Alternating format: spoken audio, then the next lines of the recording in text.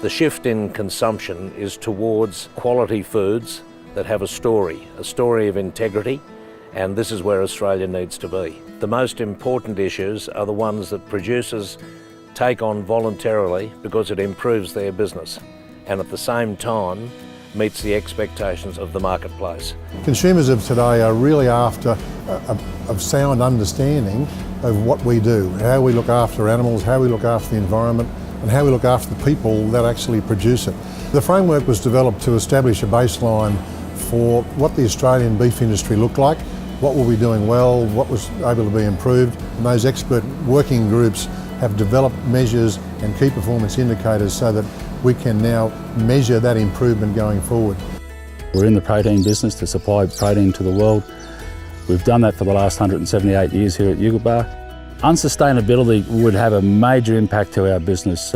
In reality, our cost of production would blow out. We would lose the engine room of our enterprise, which is the environment we operate under. I think it's absolutely vital that Australian beef producers look at our production systems on a sustainable manner nowadays. Domestically and internationally, our markets are demanding it. So the Meat Industry Strategic Plan 2020 is the document that's guiding us now. The sustainability framework is a key part of that, and we're in the process now of actually working towards the development of the Meat Industry Strategic Plan 2020 and beyond.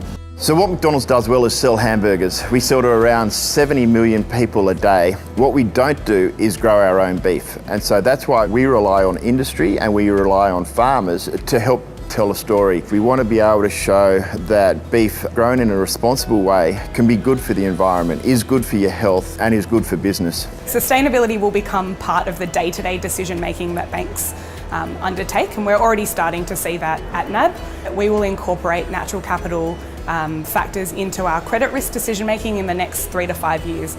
And what that means is we'll start to see incentives embedded within our products and services to reward those customers who are managing their natural capital well.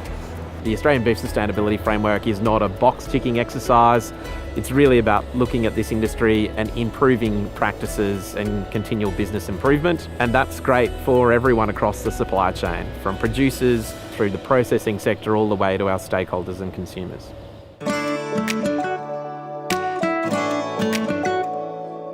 We work with different organisations, the Queensland Government and FarmSafe, to learn as much as we could about farm safety, and then decided the best way to start communicating our best practices was a simple video. Anyone from stock hands to head office can watch the video and know the baseline expectations. From there, we developed a toolbox of induction resources that takes you through hazards, snake bites, quad bikes, etc. One of the other outcomes that really excites me is the opportunity to standardise safety data on our farms.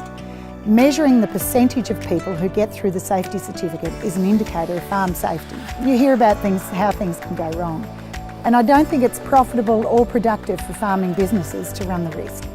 So for me, growing up in the agricultural and beef industry, working in the environment and dealing with animals and growing food seems like a really noble and sustainable pursuit. But now being able to talk about that in a context of sustainability and communicate openly with people outside of our sector and give them an understanding of what happens in the beef industry is a pleasure and something that I think the whole industry is starting to embrace. Producers are used to adapting. It's what we do. Whether it's adapting to extreme climate conditions or market forces outside our control, producers do adapt. This is no different. Consumers are changing and we need to change along with them.